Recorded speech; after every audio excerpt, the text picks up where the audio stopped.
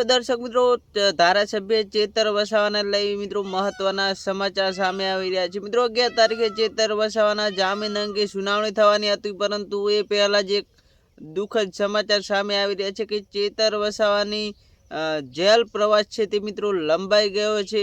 3 દિવસ માટે જે વિધાનસભાનું મિત્રો ચોમાસું સત્ર હતું તેમાં ચેતર વસાવા પોતાના ડેડિયાપાડાના લોકોના પ્રશ્નોનો ઉકેલ લાવે એ માટે તેમને 3 દિવસ માટે હંગામી જામીન મળ્યા હતા।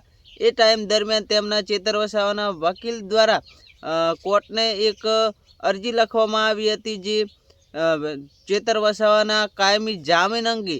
એ અત્યારે સૌથી મોટા સમાચાર સામે આવી રહ્યા છે કે એ અરજીને કોર્ટે ફંગોળી નાખી છે। એ ચેતર વસાવાના જામીન છે તે રદ કરવામાં આવ્યા છે।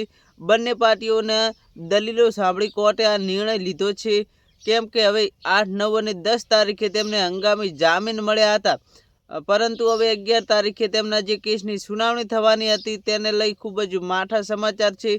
ચેતર વસાવાના ફરીથી જેલ પ્રવાસ છે તે લંબાઈ ગયો છે। તેમને જામીન અંગેની જે સુનાવણી થવાની હતી તે અંગે કોર્ટે મિત્રો તેમને જામીન આપ્યા નથી અને હજી પણ તેમને જેલની અંદર રહેવું પડશે। આજે 63 દિવસ જેવો થયો, પરંતુ ચેતર વસાવાને જામીન મળી રહ્યા નથી। 2-3 વખત ચેતર વસાવાને આવી રીતે તેમની અરજી જે છે તે કંઈક ને કંઈક રીતે મિત્રો આવનારી તારીખ પર ફંગોળવામાં આવી હતી। ત્યારે મિત્રો અત્યારે સોશિયલ મીડિયાના સૌથી મોટા સમાચાર સામે આવી રહ્યા છે કે ચેતર વસાવાનો જેલ પ્રવાસ છે તે ફરીથી લંબાઈ ગયો છે। તેમના વકીલ દ્વારા જે અરજી કરવામાં આવી હતી તે કોર્ટ દ્વારા મિત્રો ના મંજૂર કરવામાં આવી છે। મિત્રો આ સમાચાર સાંભળતા ડેડિયાપાડાના લોકો અને આદિવાસી સમાજમાં રોષ જોવા મળી રહ્યો છે, કેમ કે 63 દિવસ જેવું થઈ ગયું, પરંતુ હજી સુધી ચેતર વસાવાને જામીન મળી રહ્યા નથી। હવે આવનારા સમયમાં ક્યારે જામીન મળશે એ તો જોવાનું જ રહેશે।